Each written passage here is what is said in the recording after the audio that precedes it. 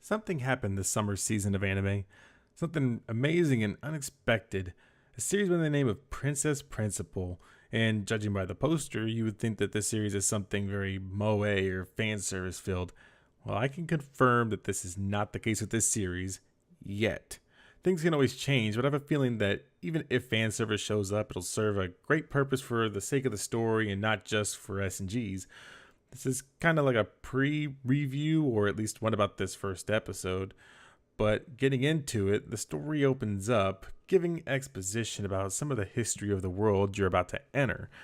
The story takes place in 19th century London, but in an alternate universe from ours, due to the items that exist in it and some of the events. So London is split up by a wall that divides the Kingdom of Albion and the Commonwealth of Albion. And the world here is given text and a life and a real feeling of events that have actually happened. The Kingdom of Albion also has a monopoly on Cavorite, making them even more powerful.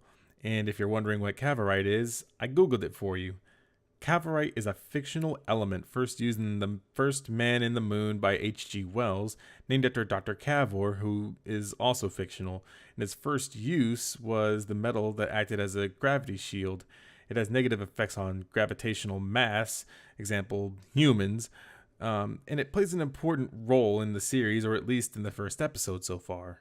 Taking inspiration, or at least references, from a work that not many people, including myself, know of, is pretty impressive if I say so myself. But this is where we get into the current events of the series. And so the story opens where we see Anjay, who's a spy, who's observing the target, which is a defector. His name is Eric. So she intercepts him and introduces herself very briefly with not very clear information, as she's a spy. And that's her job. At this point, I kind of noticed that the show does an excellent job to me of getting to the point and not wasting time with something that feels like filler or something that has to be done. It just kind of throws you in and lets you enjoy the mystery and the adventure.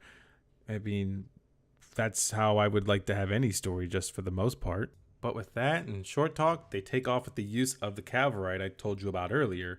And after they land, we're introduced to another character. And as a side note, the characters are introduced very organically and nothing really feels forced or like they had to have the entire cast there at all times or to pop out of nowhere. Even the technology is something you know exists and doesn't have to be tailored to the story in the sense that it just can pop out without reason or just exist. I do find that the character design in this show feels really close to School Live, and it's kind of endearing because I think that the artwork for that is really good, especially since it sets up a really interesting story.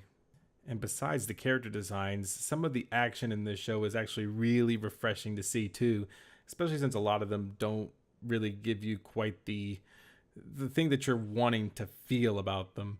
Like, a lot of characters are just completely overpowered, but these ones are going up against, regular humans like themselves, and albeit they have a little bit of a special edge, but that's kind of just the point of it, is that they're spies and they do a lot of spy work, so they have to get down and dirty in this show to accomplish some things. But let's get back into it. After we're introduced to most of the frontline characters that do the spy activity as far as engagement, we're introduced to more characters that play a main role, but in this episode, they take a backseat to the action. So in this scene, you see the characters in a little bit more of a comical role, as they pretty much are in a safe place, aka their school. And so these characters that we're introduced to are the principal team, and their base being Queen's Mayfair Academy, which is a prestigious school where members of the royal family also attend. So a lot of the characters that exist in this particular place will have some kind of relevancy, and I feel like it'll be that way later on in the story. But for now, it's just to focus on the characters that are coming into play and how organic it feels that they are a part of this world, and how they just don't show up without any meaning whatsoever, which I think is a problem that a lot of series do, is that they just throw characters in and then just hope for the best. But besides all of those things, the environments in this series are a big deal, and especially when it comes into historical pieces like this, or almost any anime in particular.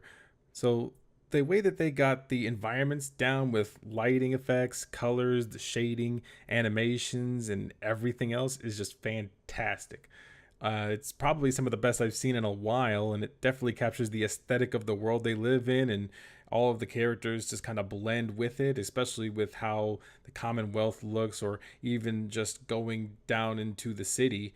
It just makes it feel like the city is living and breathing in its own way. And a lot of shows can make this happen, but a lot of them can do a complete 180 where after the first episode or two, they just lose the budget and then they make things a little bit more downgraded or not as flourished as it should be. So in this episode, the principal team sets out to find the defector's sister, which sets up one of the funniest scenes in the episode, unintentionally, as you can see in the clip. But upon meeting the defector's sister, they discover she has cavorite poisoning. She forces them out because of their lies of using her brother's name to deliver flowers. And it's actually a really sad scene when you start to watch it, because you start to see how this affects the lives of the many people that are in this hospital, or things that can happen in this universe of all these characters. This part in particular does set up some good drama for the rest of the episode too. I mean, it's one of those things that you just have to keep watching to find out what happens. But a lot of these characters do what spies do, forging documents, or they go on using disguises, they use espionage, just to name a few things, but lying is the first and most important thing though. Every character has a backstory that makes them do things they do on their own volition, and it makes them a better character for it. But the story must go on, so the defector is seen sending off a pigeon letter to inform the side that he's defecting from about the location and whereabouts of the principal team and where they reside at. So essentially trying to bring them out of hiding. So following HQ's orders, they changed the date of the transfer to stay ahead of the Duke of Normandy, or at least come up with their own plan B for a change. And with that, the third act begins, where the principal team makes moves and tries to take out the opposition to their mission. They leave the school in the middle of the night, much to the dismay of the defector, who is completely taken by surprise by all of it. And the defector's cohorts find out about this plan and begin to scramble to take control of the situation at hand. And that's where this episode picks up with the action, and it makes it well worth it. I'm talking about shooting their own partner in the hallway and then getting sliced up by one of the characters who happens to be a ninja. I would say that it's a great time to be alive. But those are all things from a different front. So after getting to a secluded area, Anjay and Eric have a standoff where they battle each other in none other than lies. Anjay, of course, wins this by being a professional spy. Anjay then confronts Eric and tells him that his gun isn't loaded, so that way she can disarm him and therefore be safe, because obviously she lied to him because she's a spy and she tells lies. It's just what she does. After disarming him, she then picks up his gun and while he's standing there asks, "Are you going to kill me?" And she says no and shoots him. And much to his surprise, he knew that it was a lie all along. And then she keeps saying no and shoots him again, and then says it again and again. And that's pretty much where it sinks in that spies are not to be messed with at this point. But we're at the end of the episode now. So the story concludes where they read in the newspaper that his body was discovered in a park. But it was only after a week. So I'll let you watch the episode to catch the full details on that in particular. But this individual story is wrapped up nice and neat with an overall good ending. I mean, there's still some loose ends, but this is only just the first episode that we've seen. And by the time this comes out, there'll probably be a second episode. But with that being said, this is the end of my pre-review. I put this on my list of things to watch almost a month prior to showing because it looked like something that could be good. Not like other steampunk anime series that make it all about fan service. See Unbreakable Machine Doll in this case. But this series, though, is very story heavy, as it doesn't have an original source material. They have free reign to make something their way and not be bound by how characters should act and feel or look. Machine Doll is based off of a light novel by the same name. The problem is that the show doesn't give you the depth of the characters or the right execution of some of the scenes that you've already read through. Sometimes even the characters can be off, and to cut down on cost, the environments don't live up to the scenery in one's head. But enough talking about things outside of this. This show looks like it can offer up a lot for story driven fans and history buffs alike. I look forward to seeing this every week and may do a video at the end of the series to give my final thoughts. But for now, I gotta start working on other videos that need my attention. Those will be out soon enough whenever I can get a grasp on a schedule. But thanks for stopping by and checking this one out, and I hope you enjoyed it. Sorry there wasn't any music or anything like that in the background, but I'll probably try to add those in as time goes on.